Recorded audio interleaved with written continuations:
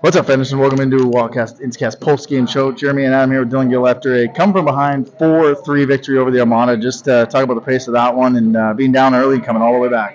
Yeah, obviously, not ideal getting down 3-0. I didn't think we had a bad start. We just couldn't capitalize on any.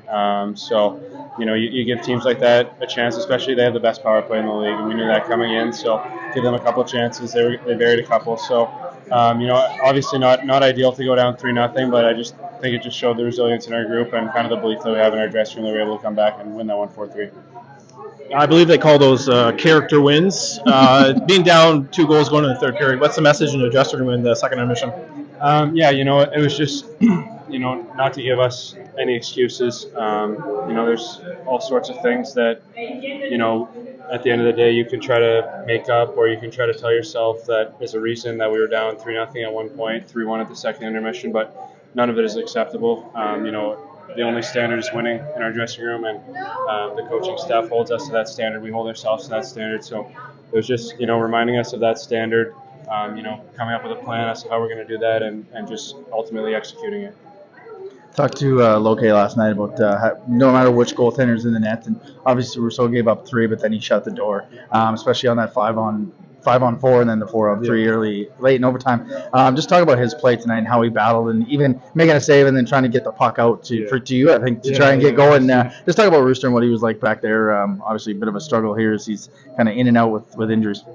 Obviously, we're super lucky to have 2 exceptional goaltenders. Obviously Rudy's been playing well, and then Bruce is just kind of finding his path to this year. Obviously, big change of scenery for him. Spent his whole career in Halifax.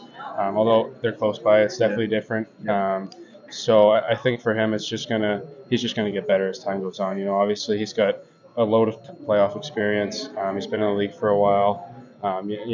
Just shows tonight, gives up 3, but then shuts the door. Those guys didn't even get a sniff after. He was just there.